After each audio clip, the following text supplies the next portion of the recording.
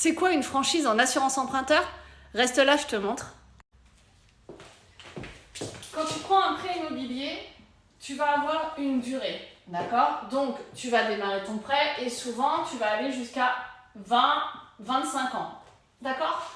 Mais s'il t'arrive quelque chose, tu as un arrêt maladie qui arrive. Dans ces cas-là, tu vas avoir ta date du premier jour d'arrêt.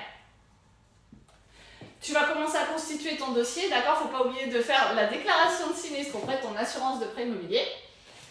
Et en règle générale, tu vas avoir, si tu es salarié, la règle générale, ça va être 90 jours. Quand tu es TNS, travailleur non salarié, donc les gens comme moi, on a en règle générale 30 jours, c'est beaucoup plus intéressant. Mais il y a aussi, on va dire que c'est pas génial, on va dire que dans les mauvais contrats, tu as 180 jours de franchise, d'accord? Donc tu as ton premier jour d'arrêt, on va partir sur la règle générale de 90. Donc tu vas avoir 1 mois, 2 mois, 3 mois. Donc là on est sur 1 mois, 2, 3 mois. 90 jours c'est 3 mois.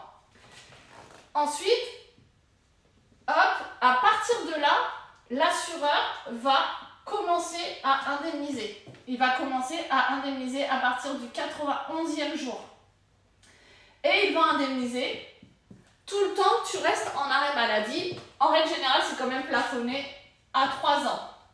Au bout de 3 ans, soit tu as été consolidé, soit tu as même été consolidé avant. Et dans ces cas-là, on va peut-être regarder soit si tu as repris le travail, soit si tu passes en invalidité et ce sera une autre garantie. D'accord? Mais en revanche, effectivement, pendant toute cette durée qui est ici,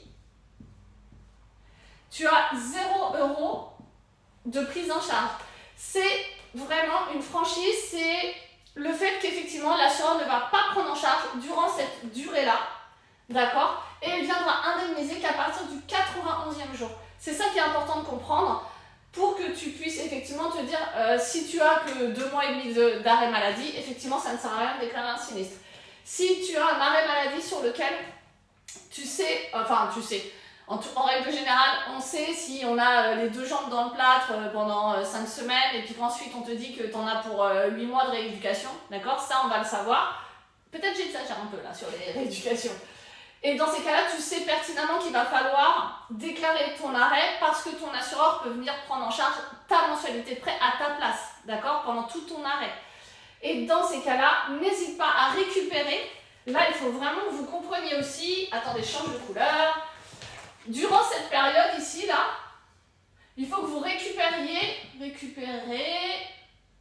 le dossier sinistre à remplir. Tu le récupères soit auprès de ta banque si tu as l'assurance de la banque, soit auprès de l'assureur directement ou auprès des courtiers. Par exemple, je sais que nous, quand on a des sinistres, c'est à moi qu'on demande le dossier sinistre, je l'envoie au client et évidemment, on va un petit peu l'accompagner forcément sur les choses à faire et à remplir. Et ensuite, la règle, c'est que pendant 3 mois supplémentaires, dans cette durée-là, là, 3 mois de plus, c'est là où tu dois vraiment déclarer le sinistre. Si tu dépasses, on va changer de couleur, si tu dépasses d'ici et que tu n'as pas déclaré